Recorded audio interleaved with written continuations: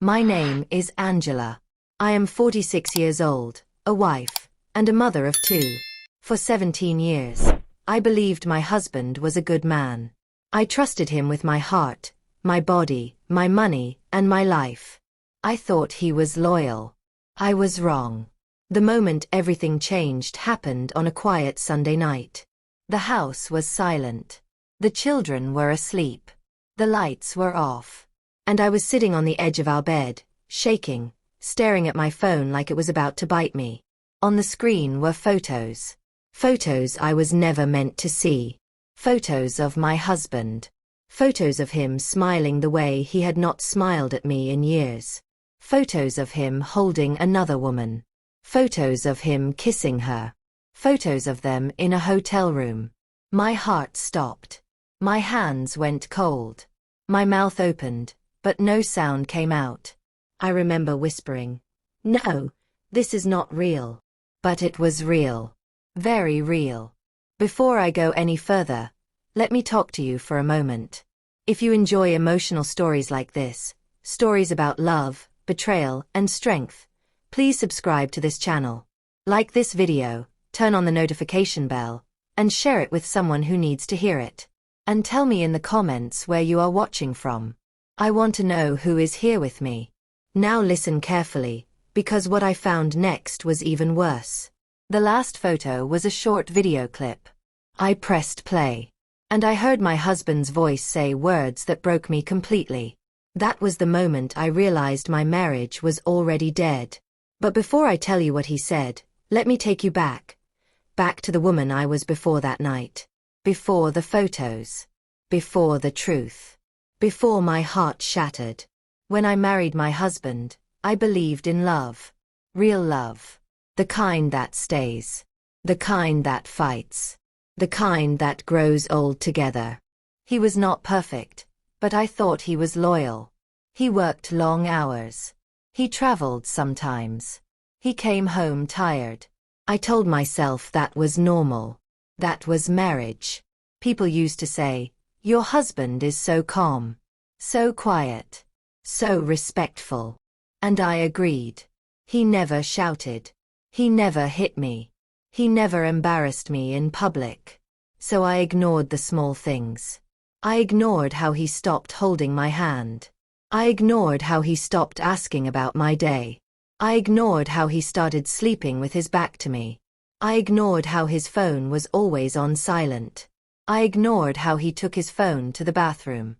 I ignored how he smiled at his screen but never at me.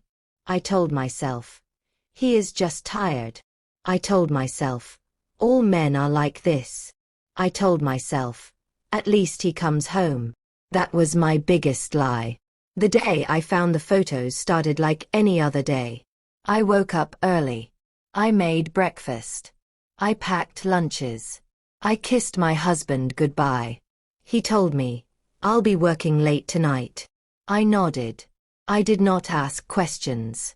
That evening, while cleaning the living room, his phone buzzed on the couch. He had forgotten it at home. That almost never happened. I did not plan to touch it. I swear. But the screen lit up with a message preview. A woman's name. And one word. Miss you. My chest felt tight. I picked up the phone. It was locked. I tried to put it down. But something inside me screamed, look. I tried his birthday. Wrong. I tried our anniversary. Wrong. Then I tried a date I knew by heart. The day our first child was born. The phone unlocked. My hands started shaking. I told myself, just check the message. Then stop. But once you open a door like that, you can never close it again. The messages were not new. They were not few. They were months old. I scrolled and scrolled. I wish I was with you tonight. I hate leaving your bed. I've never felt this way before. Each message hit me like a slap. My heart was screaming, but my body felt numb. Then I saw a folder. Hidden. Locked again. I hesitated. But my fingers moved on their own. And that was when I saw the photos. The photos that changed everything. Back on the bed, staring at my phone, I felt like I was falling into a deep hole. I could not breathe. I could not cry. I could not think. I looked at the door, expecting my husband to walk in and say, "This is a mistake." But he did not come. Instead, my phone buzzed again. A new message. From him. It said, "Did you see my phone? I think I left it at home." My heart dropped. He was coming back. And I was holding his secrets in my hands. I looked again at the video clip I had not finished watching. My finger hovered over the screen. If I pressed play again, my life would change forever. I took a deep breath. And I pressed play. What I heard next made my blood run cold. And at that moment, I knew. This was only the beginning. The video played. At first, I only heard soft laughter. Then I heard my husband's voice. Clear, relaxed, happy. He said, "I've never felt so free. Being with you feels right. At home, I'm just pretending." Pretending. That word cut deeper than any knife.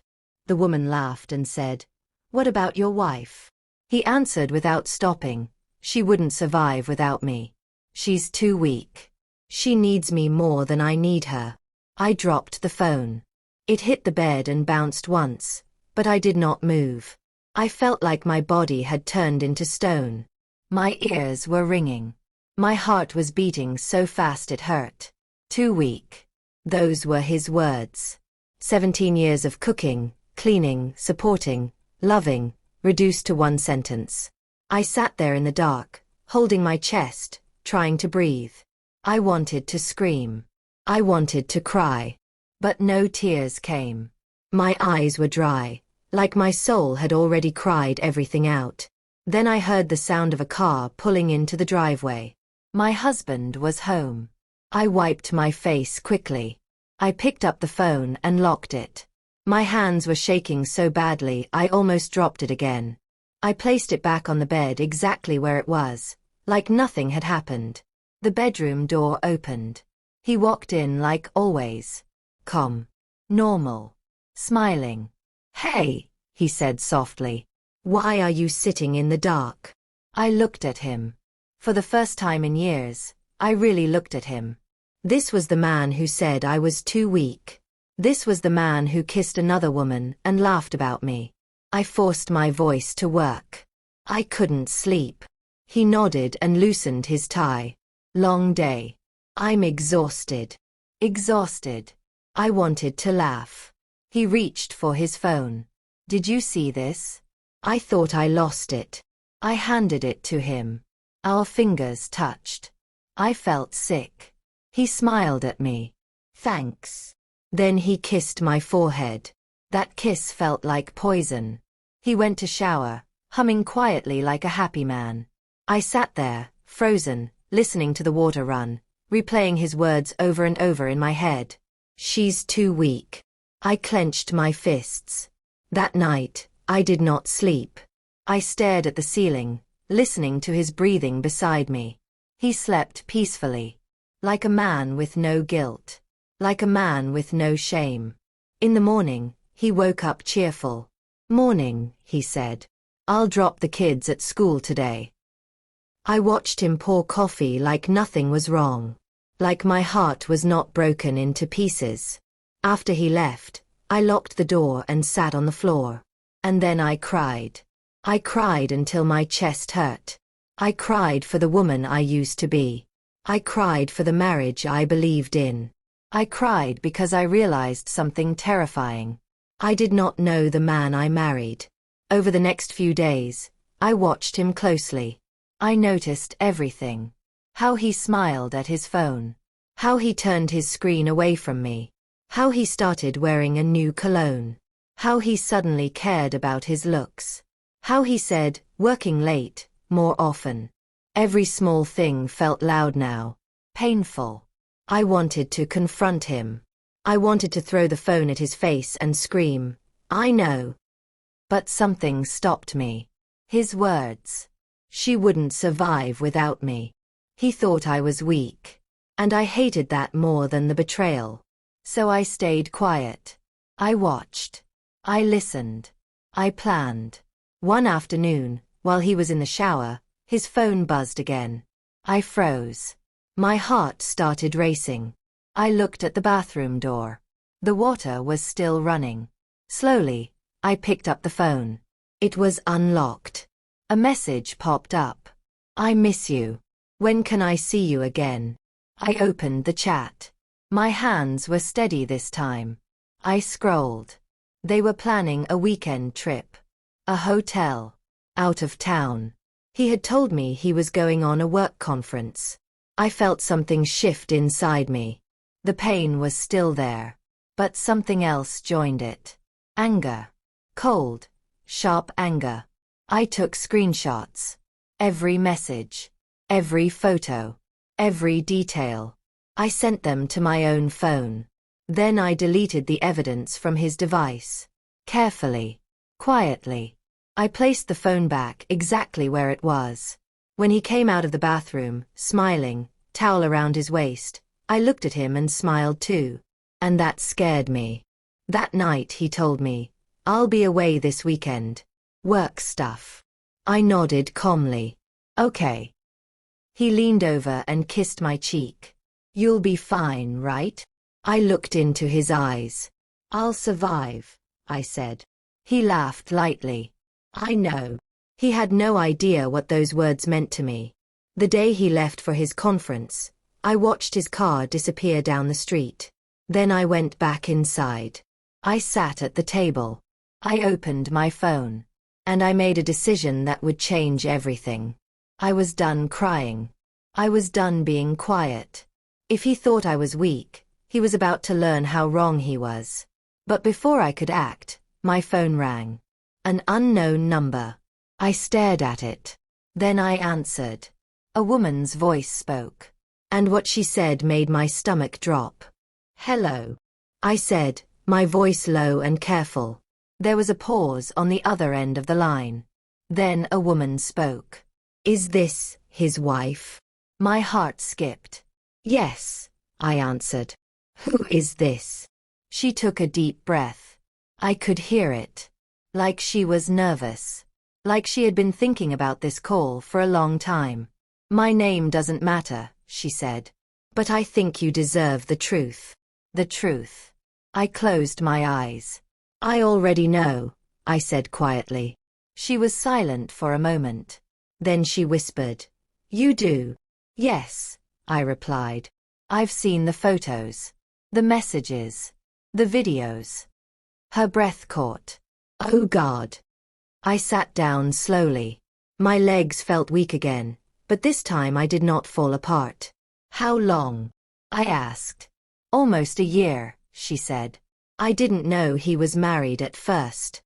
He told me he was divorced." "Of course he did." She continued. "I found out 2 months ago. I ended things. But then he came back. He said he loved me. He said you didn't understand him. He said you were fragile." Fragile. I laughed. Not because it was funny, but because it was true that he thought so. "What do you want from me?" I asked. "I don't want him," she said quickly. "I just don't want to be part of a lie anymore." I believed her. But belief did not bring peace. Pain still sat heavy in my chest. "Why call now?" I asked. She hesitated. "Because he's lying to both of us. And because you're in danger of losing more than just your marriage." My fingers tightened around the phone. "What do you mean?" "He's planning something," she said. "Something big." My stomach twisted. "What kind of something?" She swallowed. "Money. Property. Accounts." "He asked me questions about your finances. About what's in your name and what's in his." The room started spinning. "He said he wanted to start fresh," she continued. "He said once everything was settled, he'd finally be free." Free. That word again. I felt cold. "You need to protect yourself," she said. "I'm sorry. I truly am." The call ended. I stared at my phone for a long time. My husband was not just cheating. He was planning to erase me. That night, I did something I had never done before.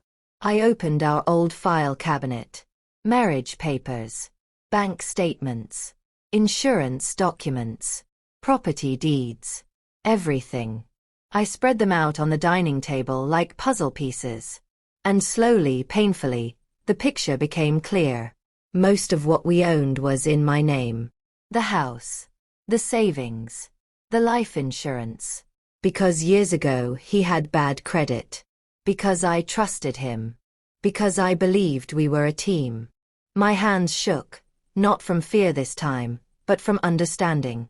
If he thought I was weak, he had made one serious mistake. He had underestimated me.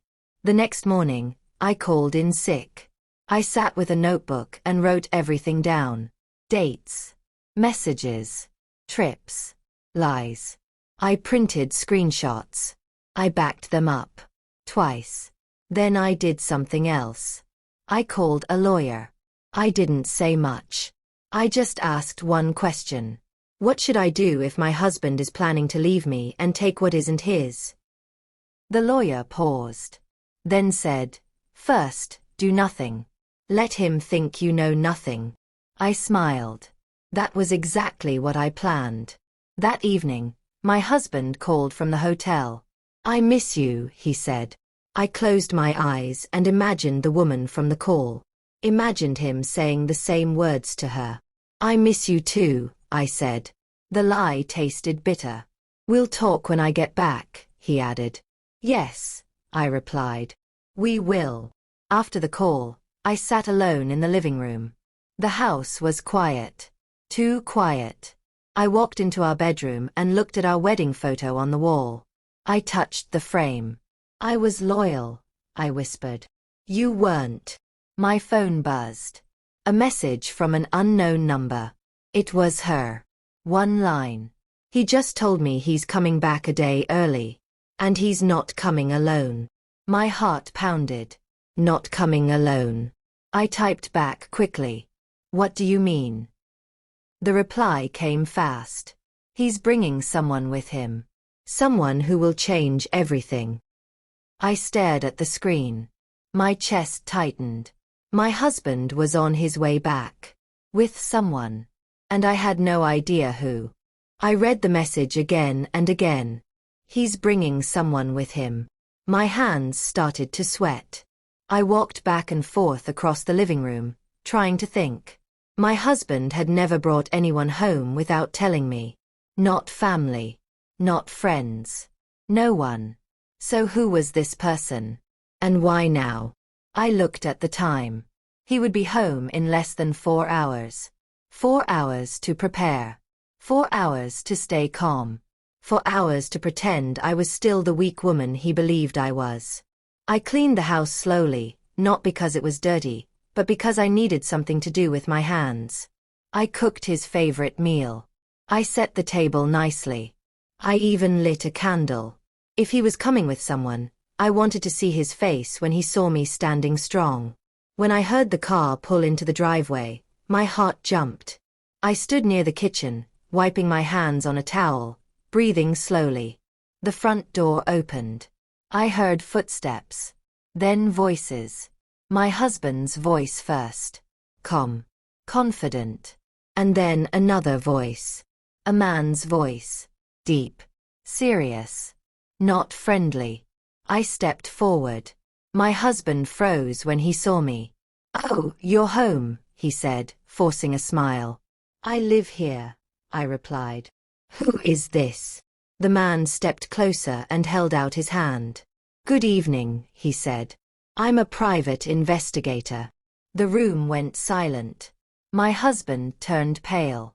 "A private investigator?" I looked at my husband. "Why would you bring a private investigator into our home?" He swallowed hard. "It's not what you think." That was always his favorite line. The man cleared his throat.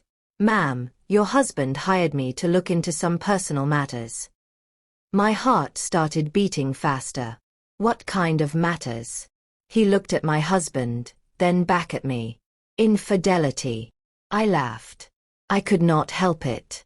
My husband's eyes widened. This isn't funny. Oh, it is, I said. Please go on. The investigator opened a folder. Your husband believes you may be involved in an affair. I stared at him. Then I stared at my husband. You think I'm cheating? I asked softly. He avoided my eyes. You've been distant, cold. I had to be sure. I nodded slowly. Inside, something burned. So while he was betraying me, he was trying to trap me. The investigator continued. However, during my investigation, I found no evidence against you. I smiled. But, he added, I did find extensive evidence involving your husband. The room felt like it was closing in. My husband shouted, That's not what I hired you for. The investigator stayed calm. I follow facts, sir. Not instructions. He turned to me. Ma'am, your husband has been in a long-term relationship with another woman. I have photos, videos, hotel records, and financial transfers. I crossed my arms. I already know, I said. My husband's mouth fell open. You, what? I stepped closer to him. I know everything. His face changed. The confident man disappeared. Now he looked afraid. The investigator placed the folder on the table. There's more, he said. My husband shook his head. No. That's enough. But I leaned forward. No. I want to hear it. The investigator spoke carefully. Your husband has also been asking about transferring assets into new accounts. Accounts connected to someone else. My husband exploded. Stop talking. Sit down, I said firmly. He did. For the first time in years, he listened. The investigator looked at me. I was not hired to tell you this, but I believe you are being manipulated. I nodded. I believe that too. The investigator closed the folder. I suggest you protect yourself. Immediately. Then he turned and left. The door closed. Silence filled the house. My husband stared at the floor. Then he laughed. A dry, ugly laugh. So you know, he said. Good. Saves time. I felt my heart pound. Saves time for what? He looked up at me, eyes cold. For the truth. He stood up. And what he said next made my knees weak. I never planned to grow old with you. I stood there, frozen, replaying his words in my head. I never planned to grow old with you. For a moment, the room felt unreal. Like I was standing inside someone else's life. I took a slow breath. Then why did you stay? He looked away. Because it was easy. Easy. 17 years reduced to that word. Before I could speak again, the front door opened. Someone else walked in. I turned sharply. It was a woman. Tall. Well-dressed. Confident. She walked in like she belonged there. My heart dropped. My husband stepped aside and said quietly, This is her. Her. The woman looked at me, then smiled slightly. Not a kind smile. A proud one. I'm sorry you had to find out like this, she said. But I'm done hiding. I stared at my husband. You brought her here? He nodded. I wanted everything out in the open. Out in the open. After all the lies. The woman stepped closer. He told me you already knew. I laughed softly. He tells a lot of stories. She shifted, uncomfortable for the first time. He said you were holding him back, she added. That you depended on him. I felt anger rise in my chest. He depends on me, I said calmly. And so do his lies. My husband snapped. Stop this. No, I replied. You started this. The woman folded her arms. We're leaving tonight. I looked at her. From my house. She blinked. Excuse me. I turned to my husband. Tell her whose name is on the deed. He stayed silent. Her face changed. What do you mean? She asked. I smiled. This house is mine. So are the savings. The insurance. Everything you thought you were taking. My husband's jaw tightened. That's not true. It is, I said. And you know it. The woman stepped back. You said you handled this. He avoided her eyes. I walked to the table and picked up my phone. I have screenshots, messages, videos, and witness statements. The woman's voice shook. You told me she was weak. I met her eyes. I survived betrayal. That should answer that. My husband slammed his hand on the table. Enough. The children's names echoed in my mind. This ends now, I said. You are not taking anything from me. He leaned closer. You think you've won? I stepped back, calm. I think you've lost control. The woman grabbed her bag. I'm not staying for this. She walked toward the door. Then she stopped. And turned back. There's something you should know, she said, looking at me. My heart sank. She swallowed hard. I'm pregnant. The room spun. My husband went pale. And before I could speak, my phone rang. It was my lawyer. The word pregnant hung in the air like a curse. I felt my knees weaken, but I did not fall. I held onto the back of the chair and forced myself to stand straight. Pregnant. My husband looked like he had been punched in the chest. His mouth opened, but no words came out. The woman's hands were shaking. I just found out, she said. I was going to tell him on the trip. I turned slowly to my husband. You knew? I asked. He shook his head quickly. No. I swear. This is the first time I'm hearing this. I believed one thing in that moment. Nothing he said mattered anymore. I walked to the window and looked outside. The street was quiet. Normal. Like my world had not just collapsed again. How long? I asked without turning. Almost 3 months, she answered. 3 months.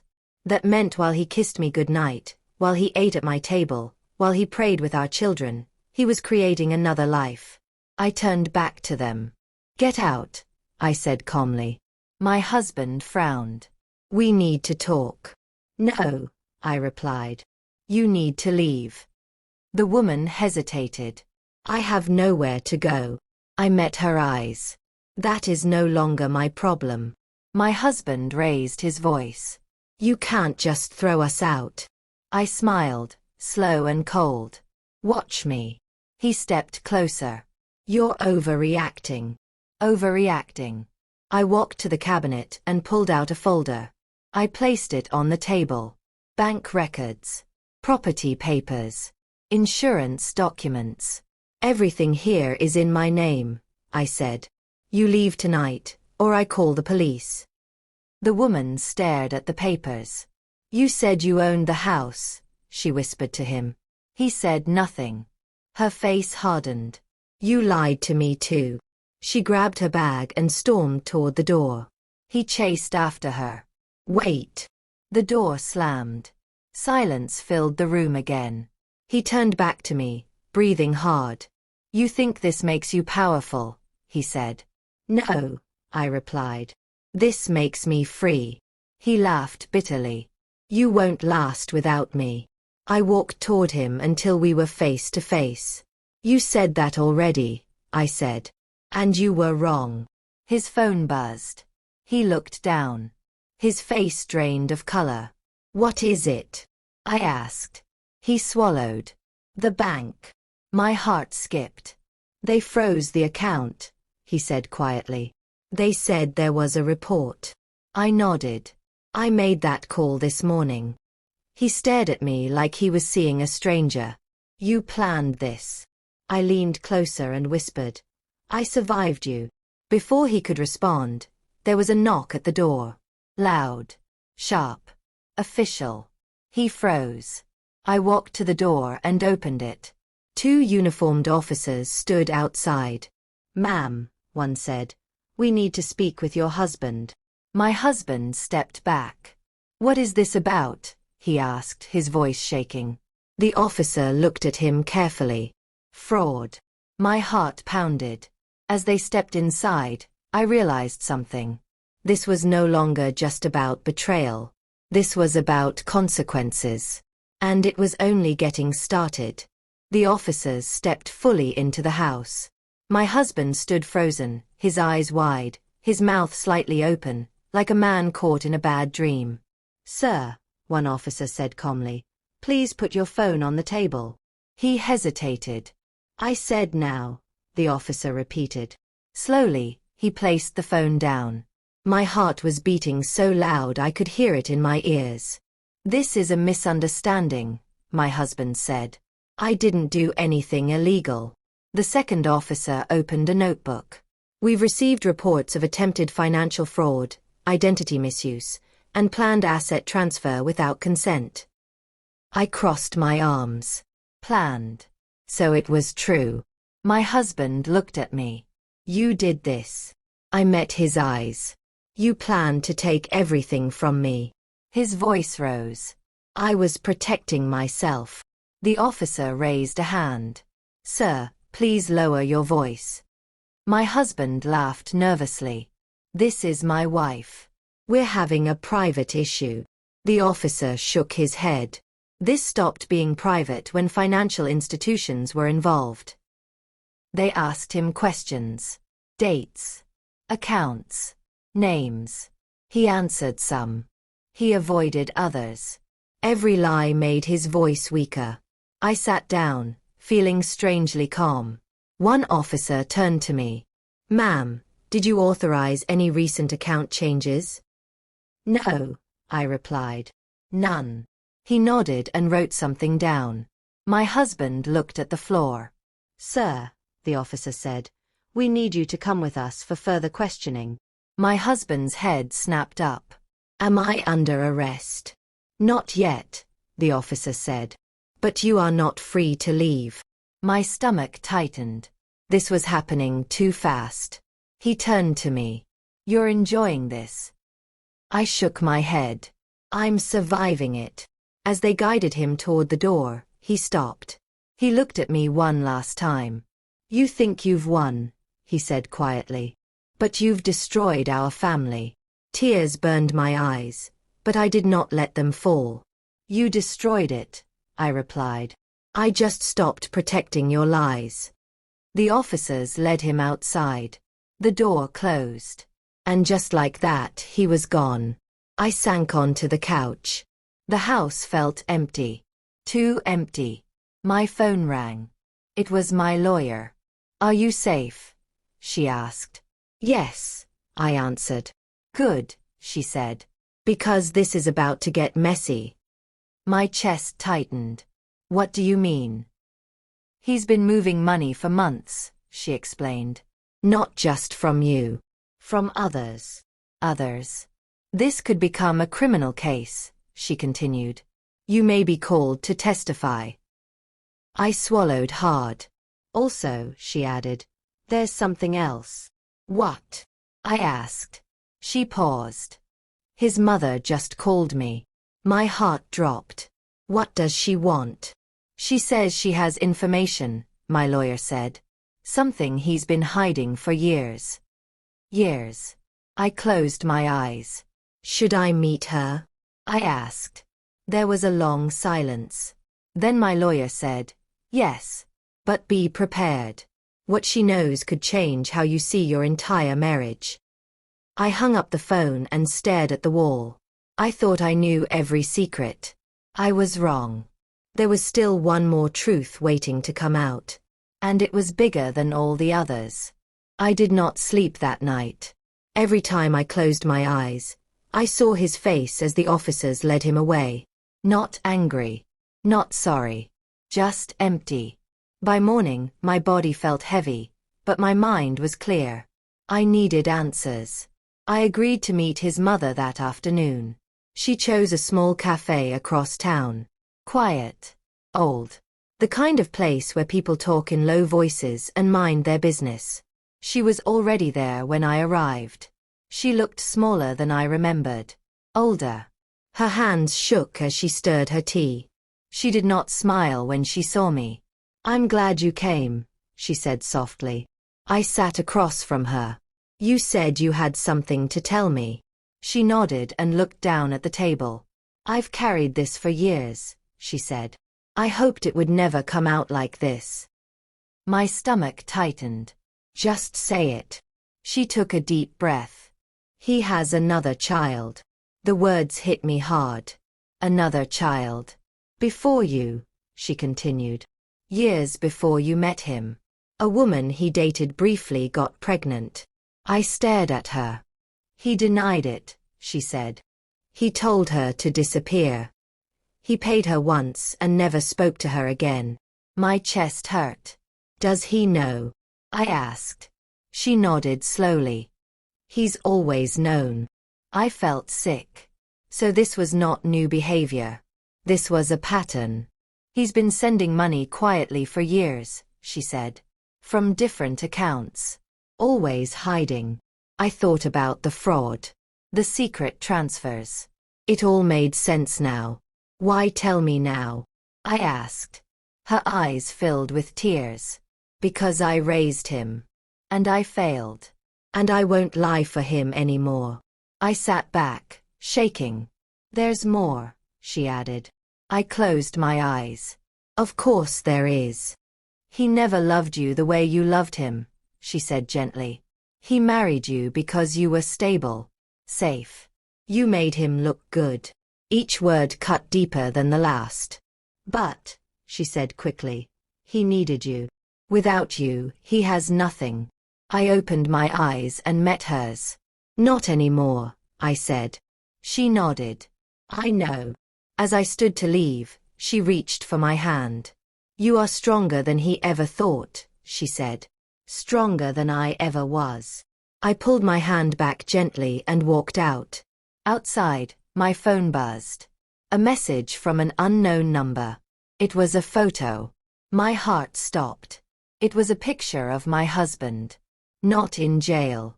Not at home. But sitting across from a man in a suit. A man I recognized. My lawyer.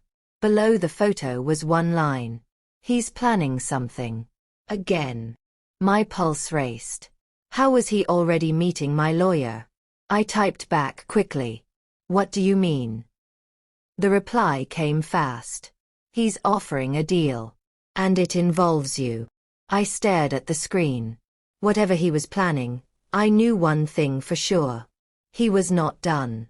And neither was I. My hands shook as I stared at the photo. My husband. Sitting calmly. Talking. Smiling. Like nothing had happened. Like he was not under investigation. Like he still had control. I called my lawyer immediately. "Why is he with you?"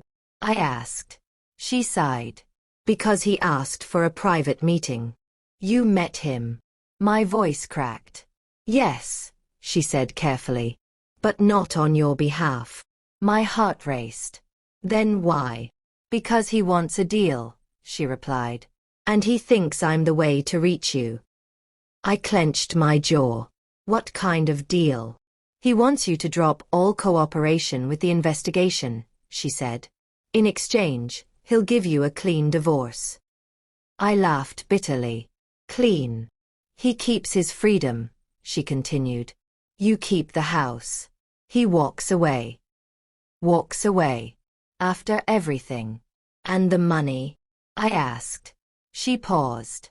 "He wants access to one account. Just one." I closed my eyes. That account. The one he always talked about. The one he believed was his. I said no, my lawyer added. Relief washed over me. But it did not last. "There's a problem," she continued. My stomach tightened. "What problem?" "He threatened to fight," she said. "Hard. Fight. With what?" I asked. "With lies," she replied. "He plans to claim you knew about the transfers. That you approved them." My breath caught. "He has no proof," I said. "Not yet," she answered. "But he's desperate." That evening, I sat alone at the kitchen table. I looked around the house. Every corner held a memory. Good ones, bad ones, all mixed together. I wondered how someone could live a double life for so long. Then my phone rang again. A different number. I answered slowly. Hello. A man's voice spoke. Calm. Cold. You don't know me, he said. But I know your husband. My heart skipped. Who is this? I'm the father of the child he abandoned, the man said. The room spun. He contacted me yesterday, the man continued. He offered money. A lot of it. For silence. What do you want? I asked. I want the truth to come out, he said. But I also want protection. From who? I asked. From him, the man replied. He's dangerous when cornered. Dangerous. That word stayed with me. He's not the man you think, the man added. He never was. I swallowed hard. I know. After the call, I locked every door. I checked every window. Fear crept in. Not the fear of betrayal, but the fear of what he might do next. My phone buzzed one last time that night. A message from my husband. I can still fix this. But only if you listen. I stared at the screen. Then I typed back. There is nothing left to fix. Almost immediately, a reply came. You don't understand what you're risking. My chest tightened. What was I risking? My phone rang. Unknown number. Again. I hesitated. Then I answered. The voice on the other end whispered something that made my blood run cold. Check your driveway. I ran to the window. And what I saw outside made my heart stop. My heart was pounding as I pulled the curtain back. There, in my driveway, was a black car. Engine running. Headlights on. Someone was sitting inside, watching my house. I stepped back slowly, my hands shaking. I did not open the door. I did not step outside. I grabbed my phone and called the police. Within minutes, the car drove off. But the message was clear. He was trying to scare me. And for the first time, I truly understood something. This was no longer about love, marriage, or betrayal. This was about control. And he was losing it. The next morning, everything moved fast. The police linked the car to a rental booked under a fake name. The investigation grew bigger, deeper, messier. My lawyer called me in. She looked serious. He tried to move money again last night, she said. While under investigation. My heart sank. What does that mean? She looked straight at me. It means the case just became criminal. That same afternoon, my husband was formally arrested. Fraud. Identity misuse. Financial conspiracy. This time, there were no smiles. No confidence. No control. I watched from a distance as they took him away. He looked at me. Begging. Broken. Silent. And I felt something I never expected. Nothing. No hate. No love. Just peace. The divorce was final 3 months later. I kept the house. The accounts. My name. My life. The truth came out about everything. The other child. The lies. The schemes. The manipulation. People stopped asking me, "How did you survive?" And started saying, "I didn't know you were that strong." Neither did I. One evening, I sat alone in my living room, the same place where I once cried on the floor. I looked around and smiled.